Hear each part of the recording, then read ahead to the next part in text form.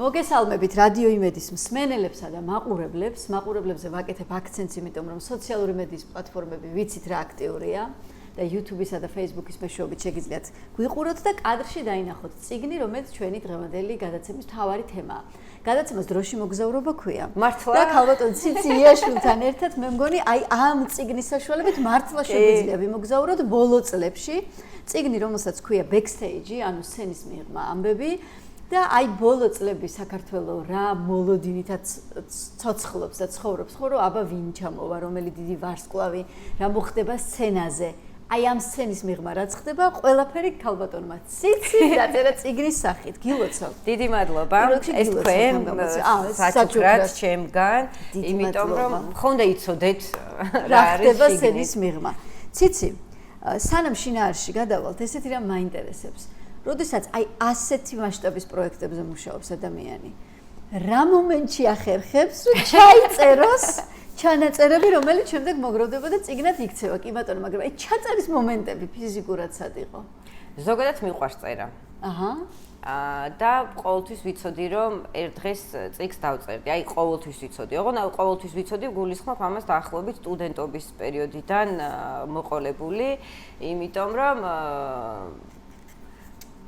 ზოგადად ინტერესიანი სულ ვიყავი და აი ეს რაღაცა ბავშვობიდან მოყოლებული ეს დღიურები, ჩანაწერები, ჩემი გატაცება შეიძლება ითქვას და რატომაც მიყვარს ზოგადად ეს ჩანაწერები, მიყვარს იმიტომ რომ მე წლები რო გადის და თავიდან რო კითხულობ, ხვდები მე სად ვიყავი და ახლა სად ვარ და ეს თვით ზრდის პროცესში და თვით გამორკვევის პროცესში ძალიან კარგად მეხმარება.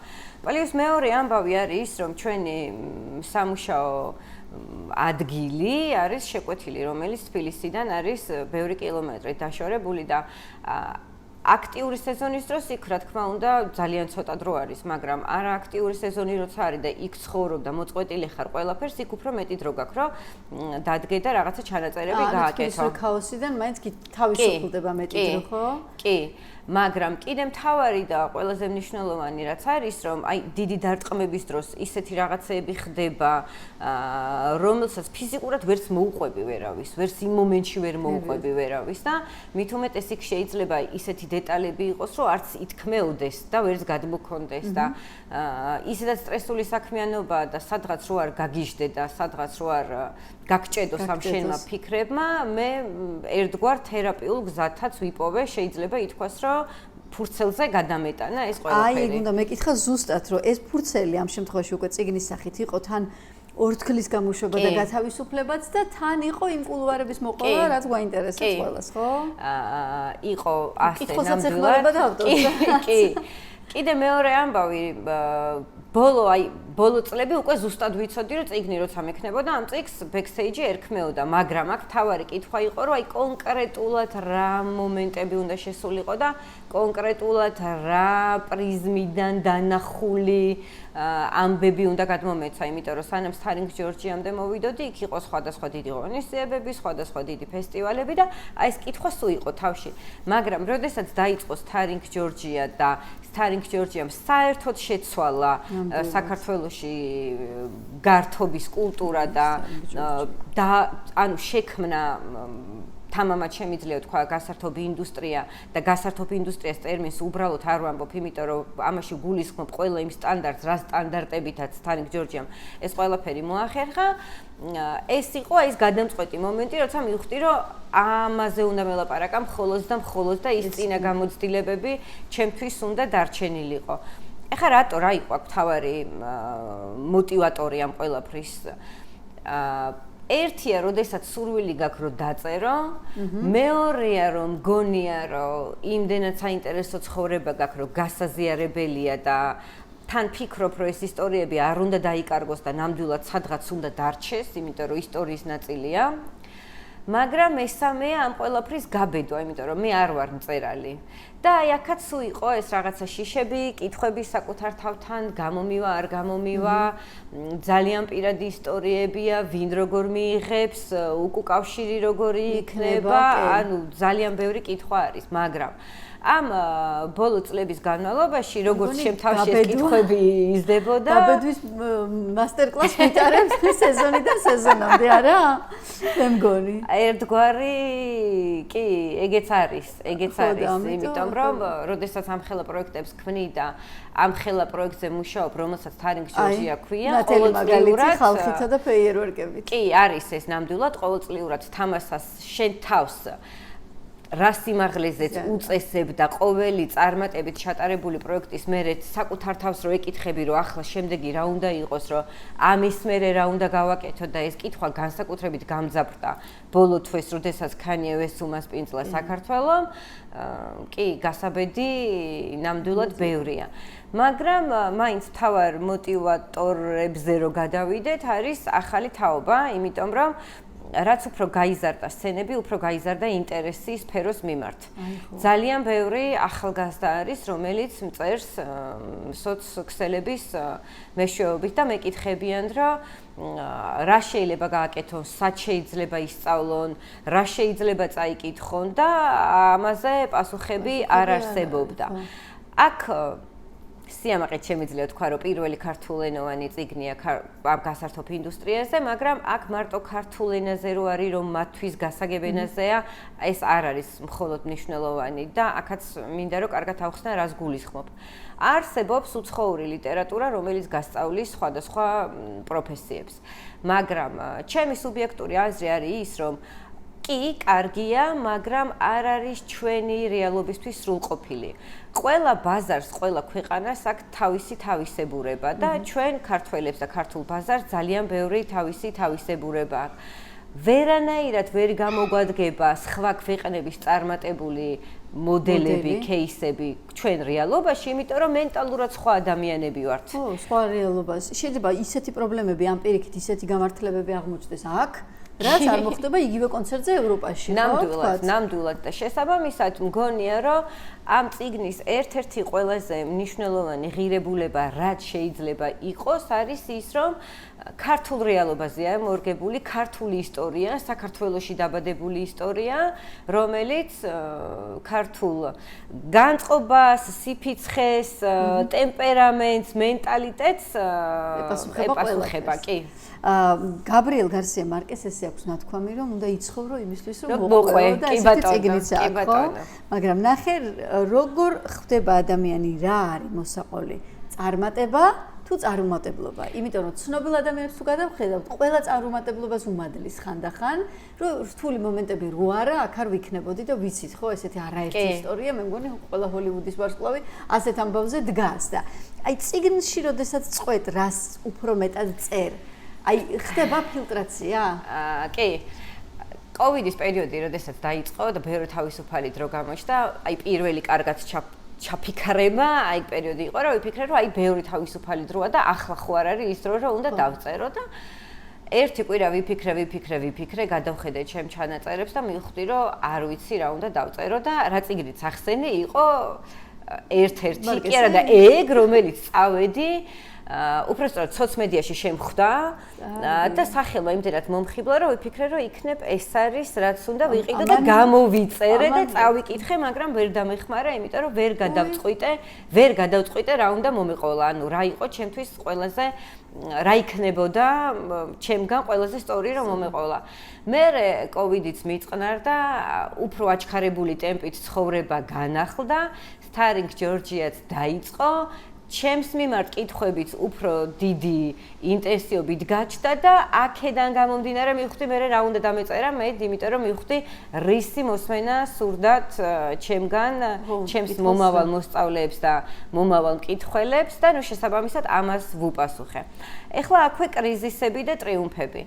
აქაც თავიდანვე ზუსტად ვიცოდი, რომ მარტო წარმატებაზე არ უნდა მელაპარაკა, იმიტომ რომ წარმატების ისტორიები არ ვიცი ესეც უნდა ვთქვა თუ არ ვთქვა, ჩემთვის ემსგავსება კოუჩების ერას რა, ესე ვეძახი ამ კოუჩების ერას. იმიტომ რომ ყველა გვიყვება თავის წარმატებულ ისტორიას, ყველა გვიყვება როგორ მიაღწიეს ტრიუმფს ნულიდან, მაგრამ ეს ისტორიები ჩემთვის არ არის დამაჯერებელი და მგონია რომ ესეც რაღაც ერთგვარი ტრენდის ნაწილი შეიძლება იყოს, რომ ყველა ამას ყვება. მაგრამ არავინ არ ყვება რეალურად რა შეიძლებოდა მომხდარიყო და რეალურად როგორ მივიდნენ აქამდე და მე ვფიქრობ, რომ ტრიუმფები მნიშვნელოვანია мотивაციისთვის, მაგრამ უფრო მნიშვნელოვანი არის დაცემები, ტრაგედიები და კრიზისები, იმიტომ რომ კრიზისი არის ყველაზე კარგი მასწავლებელი და მე ჩემს ყოველდღიურ ლოცვებშიც მადლობას ვიხდი ყველა დაცემისთვის, იმიტომ რომ ყველა დაცემა მასწავლა მერე ადგომა და ყველა დიდმა კრიზისმა პირველ რიგში საკუთარი თავი გამაცნო თავიდან. და ამ საკუთარ თავის გაცნობაში გულისხმობ იმას, რომ ყოველ ჯერზე ყველაზე დიდმა სტრესმა თავიდან გამოაზრებინა. ვიყავი იქ ნამდვილად, სადაც უნდა ყოფილიყავი თუ არა და ნამდვილად ვაკეთებდი იმ საქმეს, რაც უნდა მეკეთებინა, იმიტომ რომ სხვა შემთხვევაში ამას უბრალოდ ნორმალური ადამიანი ვერ გაუძლებს. აი ხო, იმიტომ რომ აქაც ქვესათაურებს რო გადავხედოთ სარჩევის მიხედვით, აი ასეა რომ ანიქით არის ყველაფერი, ანიქით, მაგალითად გუნდი რომელიც ან გადაგარჩენს, ან დაგღუპავს, ხო? დიდი სახელები, რომლებიც ყველაზე რთულ წესებს მოითხოვენ, ხო? ანუ რაც უფრო დიდი, აი კანიე ვესტის კონცერტი მაგალითად, ან მანამდე ჯასტინ ტიმბერლეიკი, ან ნებისმიერ რაც ჩატარებულა, ხო? ბრუნო მარსი და ასე შემდეგ. რაც უფრო დიდებულებას ვხედავთ სცენაზე, ხო? კანიე ვესტის გლობუსი იქნება რაღაცა. უფრო მეტი სიგიჟე ხდება ბექსტეიჯში, სცენის მიღმა, სადაც ეს იწერება. კი, და რატომაც მიყვარს ჩემი საქმიანობა ყველაზე მეტად და რატომაც მადლიერი ვარ სამყაროსი, რომ იქ ვარ, სადაც ვარ, არის დიაპაზონი. ყველაზე დიდი დიაპაზონია. ორგანიზების დროსაც უნდა იყო მაქსიმალურად მომენტში, რა მომენტშიც ხარო რამე არ გამოგრჩეს, მაგრამ პარალელურად დაგეგმის დროს გონების თვალით უნდა გაუსწრო მოვლენებს, იქიდან გადმოხედო რა შეიძლება მოხდეს, იქიდან გადმოხედო დაგეგმო რა უნდა გაითვალისწინო, რა არ უნდა გაითვალისწინო და ზუსტად აი ამ დიაპაზონში რაც ხდება, იმის მიხედვით გეგმავ კამპანიას თუ რაც უნდა ხდებოდეს ანონსიდან ფინიშის წერტილამდე, რაც მართლა სასწაულია. სასწაულია პირდაპირ და გადატანითი მნიშვნელობით, მაგრამ თუ ერთხელ მაინც არ ხარ ამ ყველაფრის მონაწილე, ამის გააზრება რთულია, იმიტომ რომ შეიძლება წარმოდგენაც კი არ ქონდეს, რომ ეს ყველაფერი შესაძლებელია. ეხლა რაც შეეხება დიდ არტისტებს, რაც უფრო დიდი სახელია, მას უფრო მკაცრად გაწერილი თავისი თამაშის წესები აქვს, იმიტომ რომ მეგა ვარსკვლავი მართლა ნიშნავს მეგა ვარსკვლავს და მეგა ვარსკვლავი ვერ გახდები მეგა, თუ ძალიან დიდი შრომის ფასად არ გაქვს ამოქოქილი შენი მანქანა, რომელიც შენზე ზრუნავს და ესეც საინტერესო მომენტია, იმიტომ რომ ისევ კითხვებს რო დაუბრუნდე, რა კითხვებიც მოდის სოციმედიაში ვხვდები, რომ იმდენად ახალი სფეროა, რომ ძალიან ბევრ კითხვაზე პასუხი კი არა, წარმოდგენაც კი არ გვაქვს რა არის და როგორ არის. შეიძლება იყოს კი. რაც უფრო დიდია სახელი, მით უფრო მეტი წესები არის, რომელსაც ფეხი უნდა აუწყო. სხვათა შორის აქტუალური კითხვაა, რომ აი ტელევიზიებში ასაც მეკითხებიან ხოლმე, რომ აი ყველაზე უცნაურობა რა მოუთხოვიათ, ხო, ყველაზე რთული რომელ არტისტთან ერთად მუშაობა. იმიტომ რომ ყველას გონია, რომ მე გავარსკვლავს რაღაცა გაფრენილი პეპლები უნდა უნდოდეს ან რაღაცა გრანდიოზული. ეს ასე არ არის. უნდათ გრანდიოზული, მაგრამ ეს გრანდიოზულობა არის დაკავშირებული მათ კონცერტთან, მათ შოუსთან, მათ სანახაობასთან.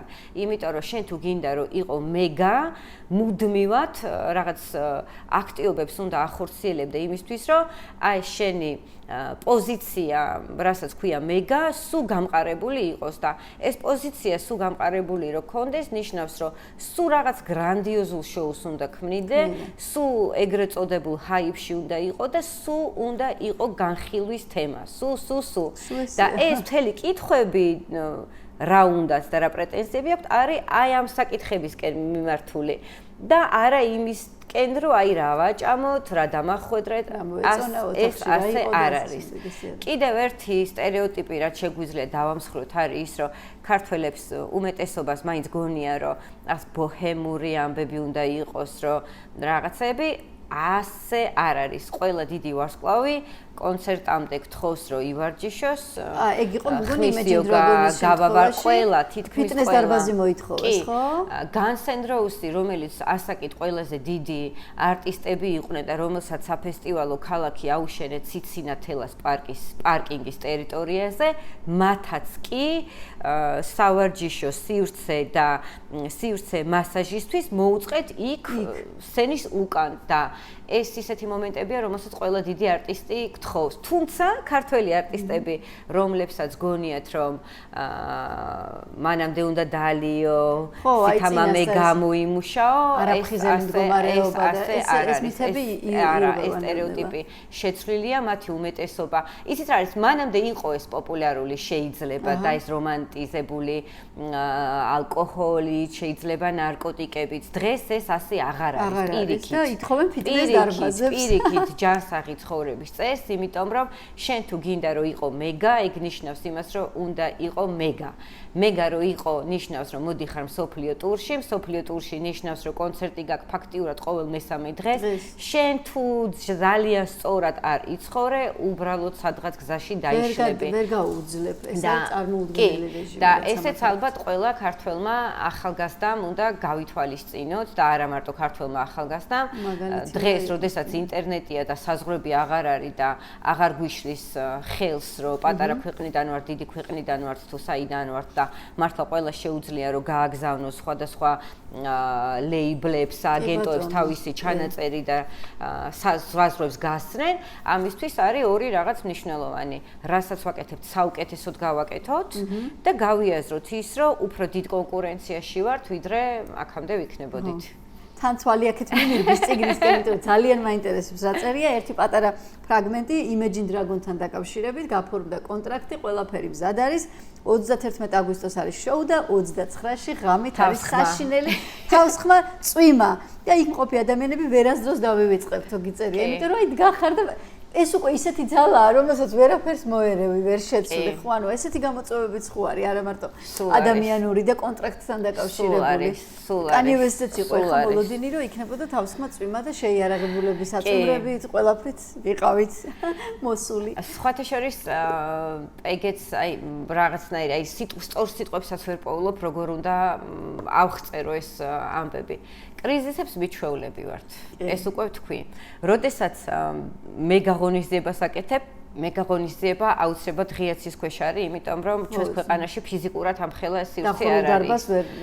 როდესაც ღია ცის ქვეშ რისკავ, იქ თავიდანვე გარკვეული გაქვს თავში რა რისკები უნდა რისთვის უნდა იყო მზად და რა გამოწვევებისთვის, მაგრამ ფაქტიურად ყოველი ღონისძიების წინ ერთი ისეთი დუფარი რომლისთვისაც მზად არ ხარ და აი ყველაზე ისეთი დუფ რომელი კონცერტის ყველა კონცერტს აქვს აბსოლუტურად ყველა კონცერტს აქვს აბსოლუტურად ყველა დიდ ღონისძიება ვაიმე ქანიას შემთხვევაში ძალიან ბევრი დუფ იყო მაგრამ ქანიას შემთხვევაში პირველი ემოცია არის ის რომ შევქმენით ის, რისი გამოცდილებაც მანამდე არ ქონდა და გულისხმობს 360 გრადუსიან სცენას, იმიტომ რომ აი ყოველჯერზე ხო გონია რომ აი რაღაცა რო გააკეთე, აი შემდეგი უფრო მარტივი იქნება, იმიტომ რომ რაღაცა გამოცდილება უკვე გაქვს, რომელზეც შეგიძლია რომ მე რაღაც დააშენო და აი რაც უფრო წინ მიდიხარ, მე აქაც რაღაცნაირი აი პასუხისმგებლობაც ხო გემატება, იმიტომ რომ ხალხი მეც გთხოვს. ბევრად მეც გთხოვს. Kanye West-ის შემთხვევაში აი მეორე დღეს, როდესაც აი ეს უნდა დაბალანსებულიყო, რომ ბევრი კომპლიმენტი უნდა წამოსულიყო, რომ რა მაგარი იყო. მეორე დღეს პირველი რაც წამოვიდა, რომ შემდეგი ვინ იქნება? ანუ იმას კი არ გეკითხებოდნენ, ხო, ანუ ეს უკვე გუშინდელი დღეა. ხვალ ვინ იქნება და სხვათა შორის გასართობ ინდუსტრიის ერთ-ერთი თავისებურება ეს არის რა, რომ გუშინ შე რომ რაღაც შექმენი, ეს უკვე გუშინ იყო. Show must go on. კი, ზუსტად და შე რომ გუში რაღაც გააკეთე, ეს უკვე აღარაფერს აღარ ნიშნავს, იმიტომ რომ ახლა როცა ჩვენ ამაზე ვსაუბრობთ, უკვე პარალელურად სამყაროში იმდენი საინტერესო რაღაც იქნება, რომ ჩვენ თუ გინდა რომ ვიყოთ აქტუალურები, იმას უნდა დავეწიოთ. აქ არ არის არც დასვენების ფუფუნება, არც დეპრესიის ფუფუნება და არც ფეხზე გადადების ფუფუნება და შენ თუ გადაწყვიტე შენი გუნდის წევრებთან ერთად რომ ეს მისია იტვირთო და შენს ქვეყანაში ეს სფერო განავითარო მაშინ აი ეს მაინტერესებს, ანუ დამთავრდა კონცერტი, არის მეორე, ну კარგი მესამე დღე და ისე მიდიხართ ოფისში, რომ აბა ახლა რას ვიწყებთ? ახლა უფრო რთულია. ახლა აბა რა იქნება შემდეგი? ახლა უფრო რთულია. კონცერტი რომ თავდება, ღონისძიების დასრულება არ ნიშნავს პროექტის დასრულებას. მე არის კუდები ასე ვთქვათ, მე არის ბევრი რამ, კუდები, ხო? მე არის რაპორტები გასამზადებელი, ყველა მიმართულებით, ყველა საინტერესო კითხვას პასუხი გასაცემი, მაგრამ ყველაზე მეტად რასაც ველოდებით ხოლმე არის უკავშირი საზღვარგარეთიდან, უცხოური სააგენტოების მხრიდან და სხვათა შორის Kanye West-მა ძალიან დიდი საქმე გააკეთა ჩვენი ქვეყნისთვის. ორია მიმართულებით. ერთი ის, რომ დავინახეთ რეალურად გავლენა დიდი ფიგურის რა არის და ამაში გულისხმობ საერთაშორისო მედიას და პლატფორმებს, რომლებმაც ჩვენგან სრულიად დამოუკიდებლად წაიღეს ეს ნიუსი და ყველა მილაპარაკა. ეს იყო ის მომენტი, როდესაც გავიაზრე, ჩემ შემთხვევაში გულისხმობ, გავიაზრე, რომ პროექტის სლოგანი, რომელიც იყო საქართველოს მთავარ როლში, მივხვდი, რომ გაცოცხლდა სლოგანი და რეალობად იქცა. მართლა მთავარ როლში მოექცა, იმიტომ რომ ყველაზე აქტუალური შოუს მასპინძელი გახდა ჩვენი ქვეყანა და საქართველოს ეს მართლა შეასრულა და მართლა შეძლო. და მეორე ყველაზე დიდი საქმე რაც გააკეთა, ძალიან ბევრი არტისტის სააგენტოს მხრიდან გაჩნდა ინტერესი ჩვენი ქვეყნის მიმართ, იმიტომ რომ ისე ვიქრო დაუბრუნდეთ, რომ თუ მეგა ხარ, მეგა უნდა იყო. ამ მეგას ერთ-ერთი ამბავი არის ის, რომ ყველა ცდილობს ახალი ბაზრების ათვისებას, იმიტომ რომ ახალი ბაზარი არის ახალი ადამიანები არის ახალი fan base და რო აქტუალური იყო და სულ იყო განხილვის თემა, მაშინ მნიშვნელოვანია, რომ ეს ახალი ბაზრები და ეს ახალი წერტილები სულ მოქმედებაში კონდეს, რომ ყველა მხრიდან გისმენდნენ და ანუ გამოდის, რომ ინტერესი მარტო ჩვენგან აღარ იქნება, რომ გთხოვ, ჩამოდით. ახლა არის ინტერესი უნდა მოუნდეთ, რომ აქ მათი ჩამოვიდნენ. კი.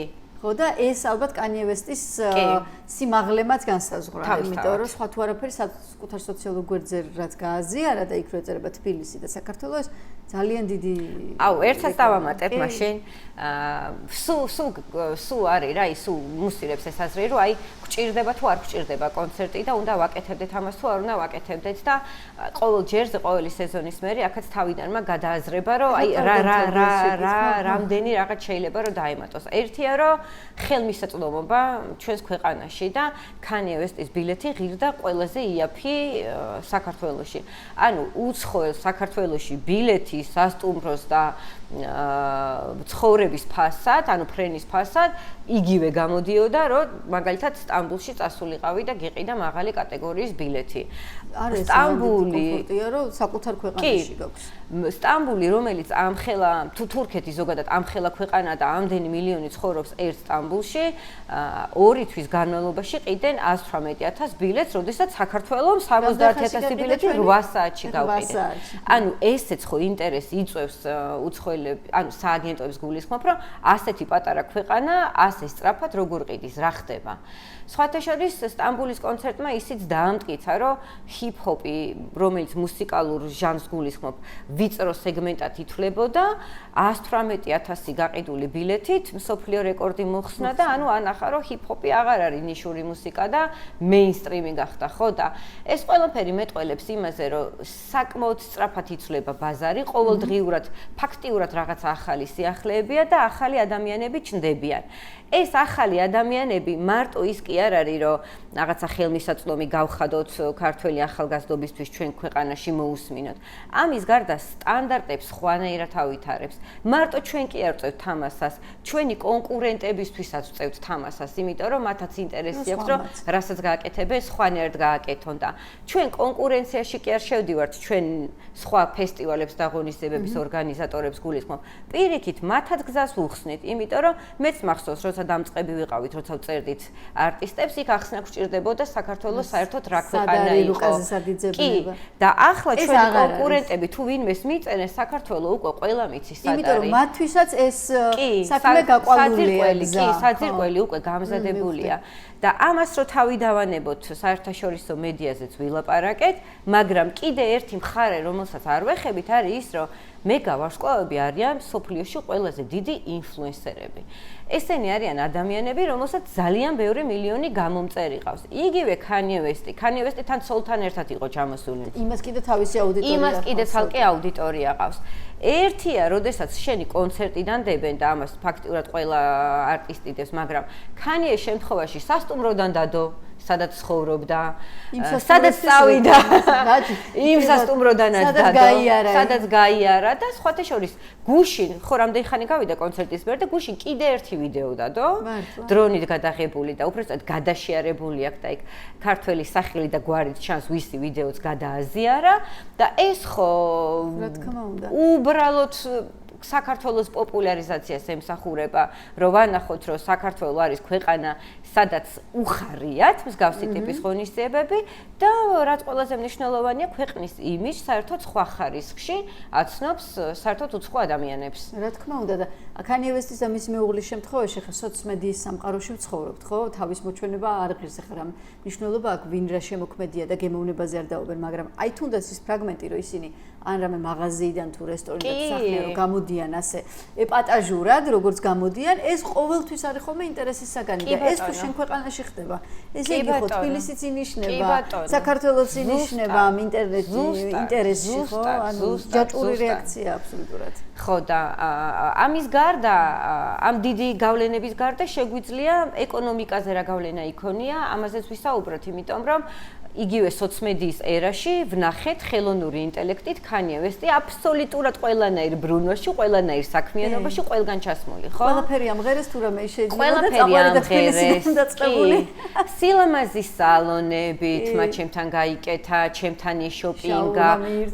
აბსოლუტურად ყველაფერი და რა ვიცი, ეს ნიშნავს იმას, რომ შენ ქმნი არ აღონისება, შენ ქმნი მოვლენას რომელსაც შეუძლია დიდი გავლენა იქონიოს შენი ქვეყნის კულტურულ და ეკონომიკურ ცხოვრებაზე. და დარწმუნებული ვარ, რომ შემდეგი არტისტი, ვისაც ჩამოიყვანთ, ის აქეთ იქნება დაინტერესებული. იქით რომ მეც ჩამატარებინეთ საქართველოში კონცერტი, რა ხდება მანდ ასეთ. ნახოთ. მეგობრებო, მოკლედ იცოდეთ, რომ ეს არის წიგნი, რომელსაც backstage ქვია. ვინც ღონისძიებების ინდუსტრიაში აპირებს ძალების მოსინჯვას. ფაქტობრივად წიგნის სახელმძღვანელოა მე მგონი. ვინც უკვე ამ გზაზე მიაბიჯებს და საკუთარ თავს ეკითხება, სწორი არჩევანი გავაკეთე თუ არა. ვისაც სჭირდება იმის სწავლა, რომ არც ერთი საქმე არ კეთდება პასუხისმგებლობის გარეშე და საერთოდ დისციპლინა არის დიდი რამე, რაც მე მგონი ციცის სახელს კი არ პერსონას შეეფერება ყველაზე მეტად და ეს არის წიგნი, რომელიც თქვენს მოგცემთ დაწერის мотиваციას, ასე ვთქვათ, ჩადებულია წიგნში ბარათი და როგორც მივხვდი, რაც კი ჩვენ გაგვახსენდება, აქ შეგვიძლია ჩავინიშნოთ, სწორია? სწორად გამოვიცანი, ხო? გადაუხვედა ყველაფერზე ვისაუბრეთ და მინდა რომ წიგნზეც დაუბრუნდეთ და დაუბრუნდეთ და ასე შევაჭამოთ. პირველ რიგში მინდოდა რომ მაქსიმალურად ჩემ საქმიანობასთან ყოფილიყო დაკავშირებული, ჩემ ბავშვობასთანაც ყოფილიყო დაკავშირებული და ვიზუალურადაც დავამსგავსე CD დისკს და არ გავს სტანდარტულ წიგნს. მეორე მნიშვნელოვანი ამბავი რაც არის ჯერ პირველ რიგში მინდა რომ მადლობა გადაუხადო ყველა იმ ადამიანს ვინც ამის შექმნაში როგორც პროდუქტის შექმნაში დამეხმარა აქ არის საუბარი არაჩვეულებრივ ჩემ რედაქტორზე ქალბატონ ინა არჩუაშვილზე შორენა შავერდაშვილზე რომელიც ჩემი გამომცემელია და შორენას უკავშირდება აი ეს ხარისხი რა ხარისხით ჩემს წიგნს აქვს და სხვათა შორის ესეც ძალიან სასიხარულოდ და საამაყოა ჩემთვის, იმიტომ რომ ვინც ხელი მოკიდა, ყველას პირველი რეაქცია ის აქვს, რომ რანაირია, ანუ რანაირი ხარისხიანია. მესამე არის ის, რომ ჩემი წიგნის დიზაინერი და ილუსტრატორი ნატალი ბაკურაძე არის ის ადამიანი, რომელიც თარინგ ჯორჯიაზე პირველივე დღიდან ჩემთან ერთად მუშაობს და მნიშვნელოვანი იყო ნატალის ჩართულობა, იმიტომ რომ ზუსტად იცის ის ემოციური გზა, რაც გავიარეთ და ყველაზე სწორად შეძლებდა ამ ყველაფრის დაკონვერტირებას და ნატალი არის ასევე იმ ესკიზების ავტორი, რომელიც ესკიზებიც არის ჩემს წიგნში. ვიზუალური მთხრობელი წყავს თამარ ფურცხვანიძე, რომელიც მარკეტინგის სამსახურის ხელმძღვანელი არის თარინგ ჯორჯიასი. მის საქმიანობის არეალში არის ყველაფერი, რაც ეხება ფოტოს, ვიდეოს, ვიზუალს, კოპის, რითაც იცნობს მაყურებელის თარინგ ჯორჯია, შესაბამისად მას ჰქონდა მინდობილი, რომ ეს ვიზუალურად როგორ გაყვებოდა ფოტოებით, რომ უფრო მეტი სიცხადით დაენახა მკითხველს ეს ისტორიები თამარს უკავშირდება და კიდე ერთი ნიუანსი მინდოდა რომ მაქსიმალური კავშირი დამემყარებინა ჩემს მომავალ მკითხველთან, იმიტომ რომ იმდენად გულწრფელადმა გადმოცემული ისტორიები რომ ჯერა რომ ამოჩნდებიან ადამიანები, რომლებსაც რაღაც კონკრეტული ნიუანსები მოხდება და რაღაცა ბმას ვიპოვით და ეს ბმა არ მინდოდა რომ დაკარგულიყო და მინდოდა რომ აი სანიშნი გამოყოლოდა, რომელიც თან სანიშნი იქნებოდა და თან ბარათი, მეხსიერების ბარათი, სადაც ამ ისტორიას გადაიტანდნენ და თვითონ ამ ქაღალდის შერჩევაში ძალიან ბევრი ვიზრუნეთ, იმიტომ რომ ეს სანიშნი რაც არის ბალახისგან შექმნილი. ეკომეგობრული ასე ვთქვათ, ხო? ხო, ფერზეც. და ნუ საბოლოოდ გამოვიდა ასეთი პროდუქტი, როგორიც გამოვიდა. არა ჩვეულებრივი წიგნია და მე მგონი რომ დიდი დაინტერესება იქნება ძალიან. დიდი მადლობა. ესეთი ფეიერვერკები, ეს რომელი კონცერტი ჯასტინ ტიმბერლეიკია, მე მგონი ხო? ეს არის ბრუნო მარსი. ბრუნო მარსია, ხო? აქაც ესეთი ფეიერვერკები და აპლოდისმენტები ამ წიგნს და ამ გადაწყვეტილებას, რომ ასეთი ტიპის წიგნები ბევრისთვის ძალიან მამოტივირებელი არის. შეიძლება ვიღაცამ დიდი ლიტერატურა ესე ვერ წაიკითხოს, მაგრამ აი აქედან მიხვდეს როგორ უნდა გადადგა ნაბიჯები დიდ საქმეებში. იმედი მაქვს, სხვათა შორის 3 დღის წინ მქონდა წარდგენა წიგნის და პირველი უკავშირი რამდენიმე მკითხველისგან უკვე მაქვს და რამდენიმეს გამოვარჩევდი, იმიტომ რომ რამდენიმე განსაკუთრებით მეხარია. პირველი უკავშირი რაც იყო ერთ-ერთი მკითხველისგან იყო ის, რომ მადლობა რომ დაწერეო, მე მგონი წაკითხვის შემდეგ იმუნიტეტი გამომიმუშავდა პრობლემებზეო და ძალიან მეხარია. რამდენიმე ადამიანი იყო, ვინც მითხრა, რომ დიდი ხანია არ წამიკითხავ სამწუხაროდ და ინტერესი გამიჩინე და წავიკითხე და ესეც მიხარია თუ ვინმე წიგნთან დავაბრუნე და ყველაზე მაგრა რაც მიხარია არის ის, რომ როცა წიგნზე ფიქრობდი როგორ უნდა გამიყიდა გაასაყიდი არხები რა უნდა მქონდა და მივხვდი რომ წიგნის მაღაზიაში არ უნდა ყოფილიყავი.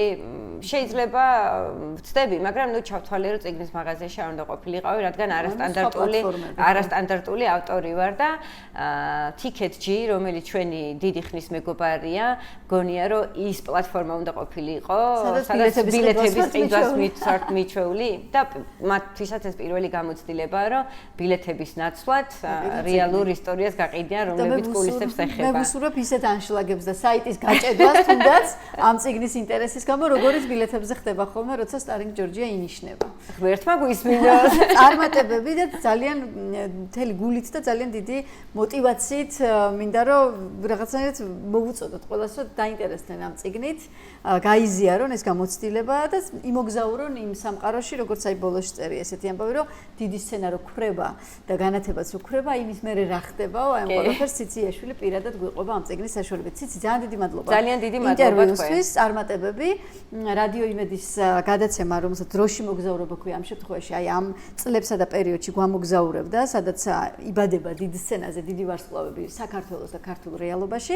დღევანდელი გადაცემა ამით დასრულებულია. ერთ კვირაში შევხვდებით უკვე ახალ სტუმართან, ახალ სამოგზაურო მარშრუტთან ერთად. დღეს კი ჩვენი სტუმარი იყო ციციაშვილი. მადლობა. დიდი მადლობა. გასმენთ რადიო იმედს.